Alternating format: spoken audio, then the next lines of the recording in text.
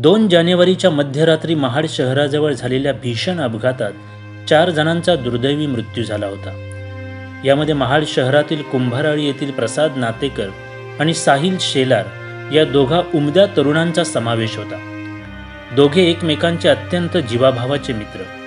प्रसाद हा तर सगळ्या कुंभाराळीच्या गळ्यातील ताईत. लहानपणीच वडिलांचे छत्र हरपलेला आणि आईचे काही कालावधीपूर्वीच निधन झालेले, यामुळे प्रसाद याला ऐन तारुण्यात जबाबदारीची जाणीव झाली होती.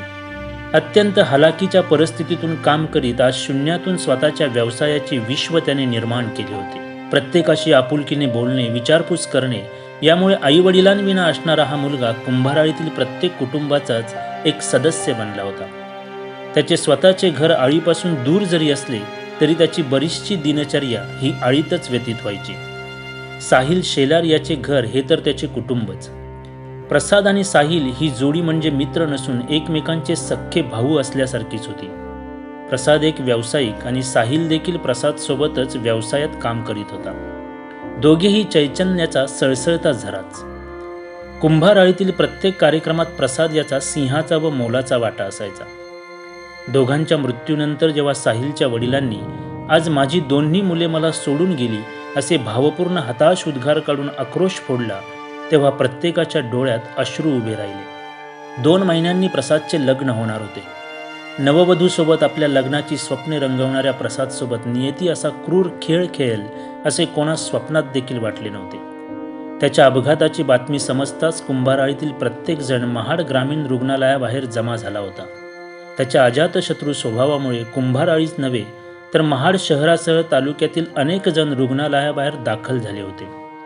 प्रसाद आणि साहिलने हे जग सोडले असल्याचे जेव्हा कळले तेव्हा संपूर्ण कुंभाराळीवर दुःखाचा मोठा डोंगरच कोसळला. लहान मुलांपासून ते घरातील प्रत्येकाच्या डोळ्यात अश्रूंना बाण फुटला होता. अनेकांच्या तोंडाखाली अन्नाचा घास देखील उतरला नव्हता. वयाने जरी कमी असला तरी परिस्थितीने त्याला परिपक्व बनवले होते. त्यामुळे प्रत्येकाच्या अडचणीत मदत करण्यात त्याचा मोलाचा वाटा असे. इतकेच नाही तर आपल्या व्यवसायाच्या माध्यमातून अनेकांचे संसार चालवण्याचे पुण्यकर्म देखील त्याच्या हातून घडत होते. त्याच्या आणि साहिलच्या आकस्मिक जाण्याने कुंभाराळीतील चैतन्यच हरपले असल्याचे दिसून येते.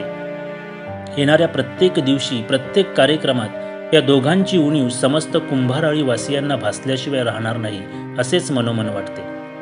आज या दोघांच्या आकस्मिक जाण्याने कुंभाराळीचे फार मोठे नुकसान झाले असून त्यांची उर्मी, प्रेरणा आणि चैतन्य पुन्हा नव्याने निर्माण करणे हे आळीतील प्रत्येकापुढे एक मोठे आव्हान निश्चितच असणार आहे.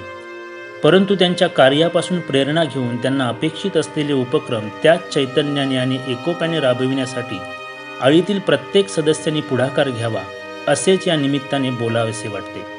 कारण असे झाले तरच प्रसाद आणि साहिलला अपेक्षित असलेली चैतन्याने सळसळती कुंभाराळी पुन्हा त्याच ऊर्जेने उभी राहील आणि हीच या दोघांसाठी खरी भावपूर्ण श्रद्धांजली ठरेल.